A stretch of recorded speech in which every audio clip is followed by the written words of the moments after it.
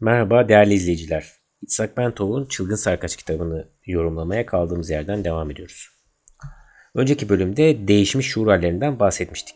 Hatta şuur düzeylerinin bir şekilde sübjektif zamanın objektif zaman oranıyla da bağlantılı olduğunu gördük. Şimdi de şuur düzeyinin ne anlama geldiğini ve bunun her şeyin oluş tablosuna nasıl uyduğunu yorumlamaya çalışmalıyız. Öncelikle olabilecek en basit terimlerle bilinci tanımlamaya çalışalım. Bilincin bir sistemin uyaranlara yanıt verme kapasitesi olduğunu söyleyebiliriz. Bu sistemin ne kadar basit veya karmaşık olduğunun burada bir önemi yoktur. Bir sinir sistemi de olabilir. Bir atomu mor ötesi ışık veya diğer elektromanyetik radyasyonlardan uygulayarak uyardığımızı düşünelim. Elektronlardan bir veya daha fazlası hareketlenebilir ve bu uyarana çekirdekten daha uzakta bir yörüngeye atlayarak yanıt verir. Uyarını kaldırdığımızda bu elektronlar önceki yörüngelerine geri dönerler ve bu arada belirli enerji veya frekansta foton yayabilirler. Çünkü bunu ödünç almışlardı zaten.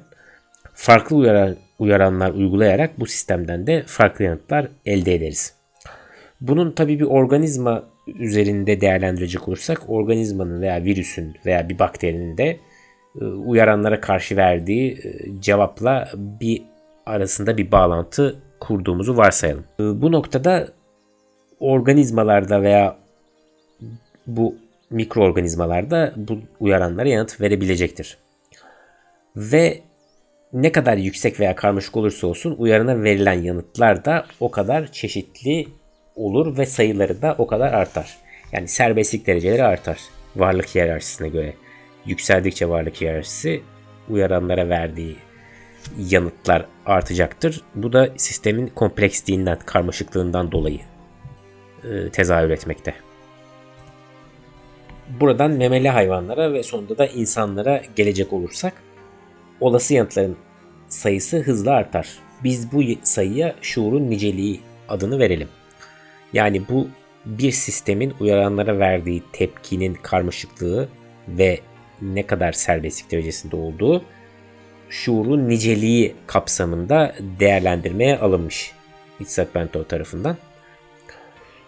Bu keyfi bir tanımlama olması icap ediyor. Yani çünkü her şey varsayımlara ve belirli kabullere dayalı bu noktada. Ama sistemin yanıt sayısı bilinç ile eş tutabildiği varsayımından devam etmemizi istiyor.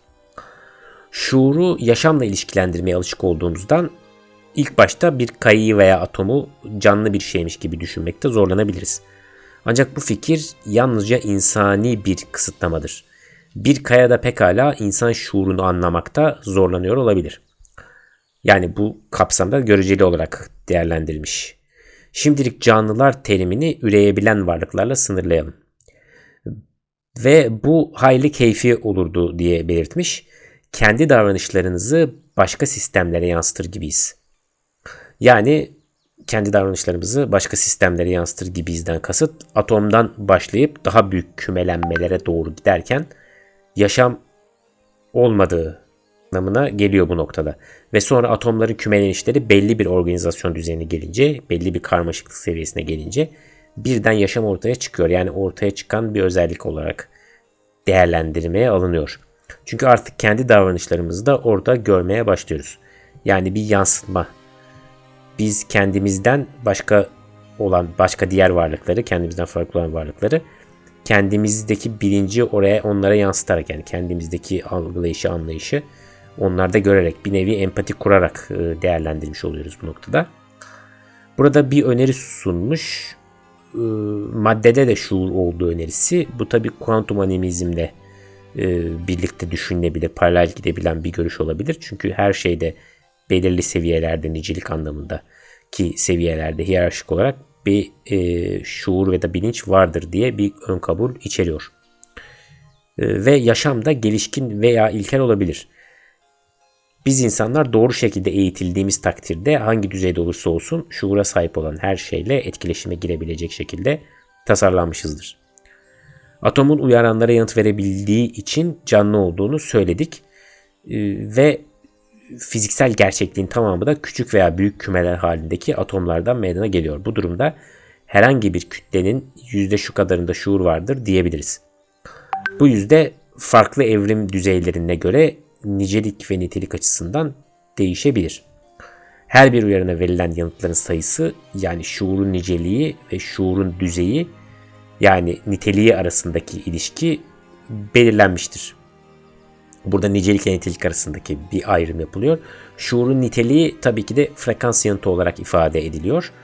Burada ne kadar yüksek olursa sistemin frekans yanıtı aralığı da o kadar yüksek olacak. Yani band genişliği, belirli frekanslara verdiği tepkiler şuurun kapasitesi arttıkça artacak diyor.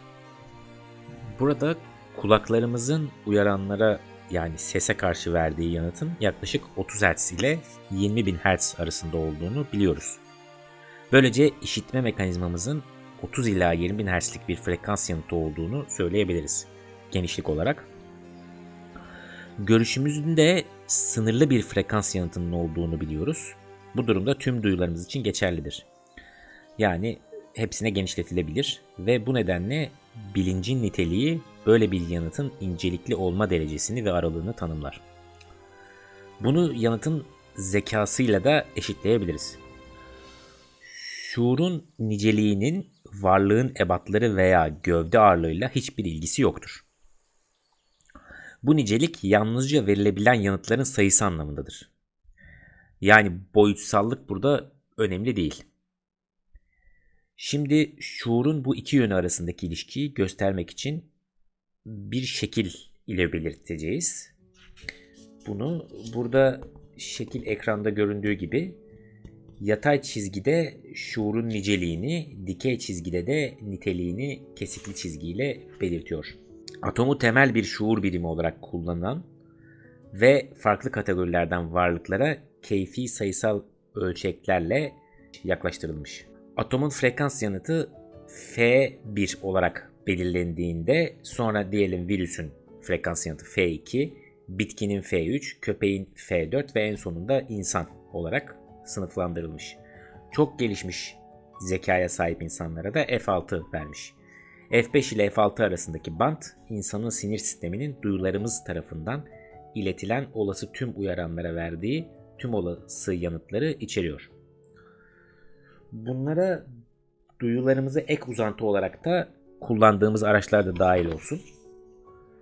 Ve konuyu da biraz açmak gerekirse, masa başında oturan bir kadının resmini aldık diyelim. Bu resmi algısı kısıtlı olan bir adama gösterip adamdan gördüklerini anlatmasını istersek, yanıtı büyük olasılıkla masa başında oturan bir kadın görüyorum olacaktır. Fakat aynı resmi başka birine gösterelim. Bu da alanında uzman olsun ve stili, kompozisyonu, renkleri ve tüm ayrıntılarıyla bu tabloyu açıklayacaktır. Büyük bir ihtimalle artık ona müdahale etmek zorunda kalırsınız. Yani diyor ki bu adamın yanıt aralığı, incelikli oluşu daha büyük ve bu nedenle resmi daha büyük bir sadakatle anlatacaktır. Ve F5-F6 aralığı bandında daha önce belirttiğimiz gibi insan sinir sisteminin olası tüm uyaranlara verdiği yanıtlar içerilmektedir. Ve bu çeşitlilik de burada bilişsel kapasiteye ve insanın algısının genişliğine ve deneyimlerine tabii bağlı olarak değişiyor şuur seviyesi. Fiziksel gerçekliğimiz bize tüm olası girdilerle duyu sistemimiz üzerinden iletilir. Bu sistem bilgiyi anlattığımız gibi daha önceden eylem ve duraksama koduna çevirir ve beynimiz de bu kodlardan bizim gerçekliğimizi oluşturur. Ama o zaman bu şekildeki diğer, yani insan frekansı yanıt bandının üzerindeki bantların F7 ve F8 olduğu gibi o düzeylerde bulunan insanların gerçekliklerini yansıtıyor olması da gerekir. Yani sürekli yeni bir gerçeklik inşası oluşuyor. Bu algılayanın kapasitesine göre. Kısaca burada evrende maddenin evrimi açısından bizimkilerden daha yüksek ve daha düşük olan farklı gerçeklikler var. Yani her insanın oluşturduğu farklı şuur seviyesine göre gerçeklikler meydana geliyor. Bu durumda doğada bir gerçeklikler tayfı olduğu ve bu gerçekliklerin her birinde belirli bir şuur düzeyindekilerin bulunduğu ortaya çıkıyor. İnsan aralığına F5, F6 demişiz. Ama daha yüksek band itibariyle bunlar daha yüksek seviyelere gidiyor. Yani evrensel diğer şuurlu varlıklarda insandan diyelim daha yüksek seviyede olduğunu kabul edersek, onların bilincinin de daha farklı aralıklarda, daha geniş aralıklarda farklı gerçeklikleri algılayacağını söyleyebiliriz. Bir mineralin veya bitkinin de bir miktar bilincinin ve kendi gerçekliğinin olduğuna dair bir önerme sunmuş burada Itzhak Bentov. Tabii bu spekülatif. Bu kuantum animizmle de ilişkili bir noktaya götürüyor bizi. Ve bu noktada doğruluğuna ikna etmeyi hedeflemiş. Bu kendi savının, kendi düşüncesinin. Bu gerçeklikler tayfının kesin sınırlarının olduğu düşünülmemeli. Bu tayf daha çok dalga uzunluğu olarak 4000 ila 8000 angstrom civarında radyasyon içeren ve bizim görsel spektrum dediğimiz elektromanyetik bantta, yani 1 angstrom 10 üzeri eksi 10 metreye benzer. Bu tayfta mordan koyu kırmızıya kadar giden, mor ötesi ve işte kızıl ötesiye kadar giden, arada mavi, yeşil ve sarının da olduğu renkler var bu ışık tayfında. Renkler arasında onları birbirinden kesin olarak ayıran çizgiler yok. Hepsi yumuşak bir geçişle birbirine dönüşüyor. Şimdi de şekle bir bütün olarak baktığımızda şuurun niceliği ile niteliği arasındaki ilişkinin bir eğriyle verilmiş olduğunu görürüz demiş ve bu eğriyi de çizmiş. Mutlak denilen en üst noktada yatay çizgide neredeyse paralelleşmiş. Giderek bu doyuma ulaşıyor, yani bu çizgide zaten önceden de belirttiğimiz gibi bu doyuma ulaşıyor ve en sonunda bir noktada duruyor. Maksimum şuur seviyesinde, maksimum bilinç seviyesinde. Fakat onun hangi varlığa karşılık geldiği bilinmiyor. O yüzden muğlak. Bu artış mutlağa yaklaşırken, yani mutlak bilince yaklaşırken neredeyse sonsuza ulaşıyor. Yani şuurun niceliği itibariyle sonsuza ulaşıyor ve asimptotik bir eğri gösteriyor. Bu nedenle mutlak evrendeki şuurun tümünü ifade ettiğini söyleyebiliriz. Ve o tüm şuurun kaynağı oluyor. Hani buna tüm şuurun kaynağına Tanrı da diyebilirsiniz. Farklı bir bu seviyede, bu niteliklere haiz bir varlık da diyebilirsiniz. İşte ya da evrensel bilinçte. Yani o artık onun ontolojik kökenine dair herhangi bir bilgi yok bu noktada. Şeklin işte evrim okuna baktığımızda, yine sağ tarafındaki evrim okuna baktığımızda mutlak olan şuuru ifade ediyor. Göreceli gerçeklikle oluşuyor burada. Her bir şuur seviyesinde, şuur bandında göreceli gerçeklikle oluşuyor. Burada muğlak bir yapıda, yani değişkenlik arz ediyor. Atomdan başlayarak tüm maddeler evrim kuvvetleri altında bilinç düzeylerinde mutlak bilince ulaşan yukarıya doğru hareket ediyor bu hiyerarşik düzende. Böyle bir hiyerarşik varlık düzeni var. Bu varlık düzeniyle birlikte şuur düzeni de paralel seyrediyor. Şimdi bu noktada aynı zamanda maddenin birleşip gittikçe daha da karmaşıklaştığı bir komplekslik var bilgi seviyesinde. Zaman geçtikçe de daha ayrıntılı sinir sistemleri oluşturduğu ve bu sinir sistemlerinde doğa ile daha karmaşık desenlerle etkileşime girme kapasitesinin olduğu anlamına geliyor. Şimdi gittikçe bilişsel kapasite seviye arttıkça doğa ile tabii ki de etkileşim seviyemiz de artıyor. Bu tabii evrimsel bir düzen içerisinde seyretmiş varlık hiyerarşisi açısından. Ve şuurların niteliği de yükseliyor, nitelikli deneyimleri. Ve soldaki eğri, yani soldaki dikey çizgi üzerindeki küçük çan şeklindeki eğrilerde de bunlar enerji takası eğrileri diye adlandırmış. Bahsettiğimiz alt çizgiye yakın duran aşağıdaki eğrilerin daha küçük olduğu ve dikeye doğru ilerledikçe, yukarıya doğru çıkıldıkça enerji takası eğrisi yüksekliklerinin de giderek arttığı görülmekte.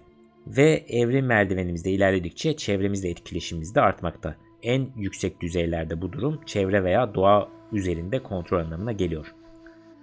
Ve burada Itzhak Bentov şunu belirtmiş, bir soru sormuş. Bizim gerçekliğimiz diğer gerçekliklerden farkını ayırt edici mekanizması ya da farkı nedir?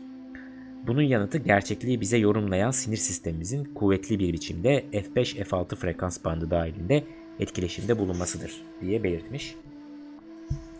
Mevcut çevremizle maksimum enerji alışverişinde ayarlanmış ve bu çevreyle rezonans içerisinde olduğumuz söylenmiş. Ve enerji takası eğrisinin anlamı da bu denmiş. Bu eğrinin zirvesi bizim gerçeklik bandımızın ortasında ve eğrinin bir üstteki gerçekliğe ve bir alttaki hayvan ve bitki gerçekliklerine kadar da uzandığını fark etmiş bulunmaktayız. Bu bizim etkileşimlerimizin normal ölçeği oluyor ve bilerek ya da bilmeyerek diğer düzeylerle de etkileşim içerisindeyiz. Yani Burada bir bulanık bir yapı da var, yani bulanık mantığa göre olan bir muğlaklık var. Belirli keskin sınırlara haiz değil. Ve örneğin mesela işte bir örnek vermiş. İşaret parmağımızı bir masaya bastırdığımızda masanın direnci nedeniyle zorlanacağımızı biliriz.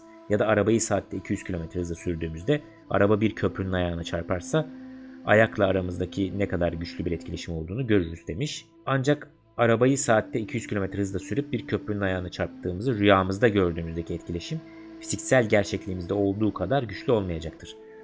Fiziksel gerçekliğin daha büyük bir yapıda, daha gerçekçi bir yapıda ontolojik seviye açısından burada önemi vurgulanmış. Rüyalarda zayıf etkileşim oluyor yani, dolayısıyla şuursal anlamda. Ve bu gerçeklik düzeyinde de bizim algıladığımız, yaşadığımız dünya, evren içerisinde de daha farklı bir gerçeklik yapısı bulunuyor, daha güçlü. Şu anda muhtemelen bu noktada rüyada olan gerçekliği bir gerçekliğin olduğunu düşünmekteyiz ve enerji takas eğrimiz bu noktada daha alt seviyede kalıyor. Yani burada ezoterik terminolojiyi kullanarak astral diyebileceğimiz düzeyin enerji takas eğrisi bizimkinden daha yüksek oluyor diyor. Hani bu bir sonraki düzlem olarak belirtmiş. Astral eğri bizim gerçekliğimize ve daha da aşağılara, mineral gerçekliğine kadar uzanıyor demiş.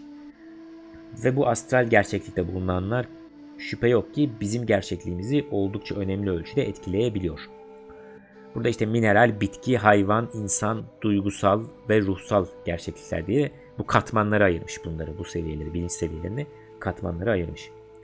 Burada önemli noktada enerji takas eğrilerimizin bizimkinden daha yüksek olduğu, yani onların kendi çevreleriyle ve doğa ile etkileşimlerinin genel olarak bizim yapabildiğimizden daha güçlü olduğudur.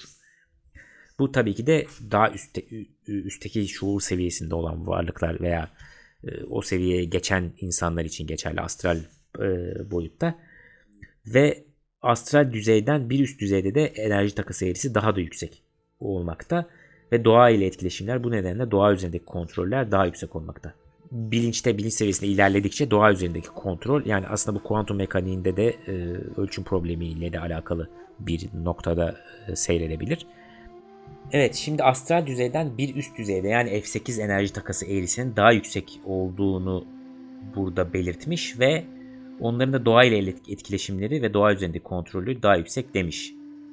Bu düzeyde de ezoterik konularla ilgili literatürde geçen mantal, yani zihinsel düzey var. Bunun bir üst düzeyinde de kozal, nedensel veya sezgisel düzey var. Ve buradaki enerji etkileşimi daha yüksek ve daha gerçeklik bandındaki şuur miktarı artışı da daha fazla. Evrim ölçeğinde yukarı çıkıldıkça dediğimiz gibi ruhsal denilen gerçekliklerle karşılaşıyoruz ve bu gerçeklikler mutlaka kadar devam ediyor. En yüksek düzey olan ruhsal düzeyin enerji takası eğrisi de ne kadar yüksek olur, ne kadar yüksek seviyede olduğuna bakın demiş ve bu en yüksek noktada ve tam kontrol, doğa üzerinde tam kontrole sahiplik ortaya çıkıyor. Yani bilinç seviyemiz arttıkça doğayı kontrol etme yetkinliğimiz, bilişsel kapasitemiz anlamında artıyor. Ve tabii ki de buradan doğadan çıkartılacak algılarımız da aynı şekilde genişliği, niteliği itibariyle artıyor. Bilinç niteliğimiz artıyor. Ve burada şuurlu olabilme yetisi nedeniyle gerçekliklerden oluşan kesintisiz bir tayfa olduğu söylenebilir. Bu nedenle bir kayanın şuuruyla bir bitkininkinden veya bir köpeğinkinden daha az olacaktır. Bu aynı zamanda kayanın çevresi üzerindeki kontrolün daha az olduğunu, yani biz orada onu hareketsiz varlık olarak görüyoruz. Ama aslında onun kontrol azlığından kaynaklanıyor bu deniyor, yani demiş burada. Özgür iradesi olduğu anlamında da, daha az özgür iradesi olduğu anlamında da geliyor yani. Belirli bir miktarda bir seviyesi var ama çok az, biz onun hareketini algılayamıyoruz diyor. Ancak insanların özgür iradesi de kısıtlı ve evrim ölçeğinde yukarıda çıkıldıkça özgür iradenin derecesi de bununla birlikte kendi çevremizi kontrol etme ve yaratma yetimiz de artıyor. Ve burada salınım yapan ve birbirinin yerine geçen sistemlerin saniyede kaç kez sonsuza yakın bir hızla uzaysı evrenin derinliklerine doğru gitme eğiliminde olduğunu biliyoruz. Bunu da önceki bölümümüzde sarkaç analojisinde bahsetmiştik.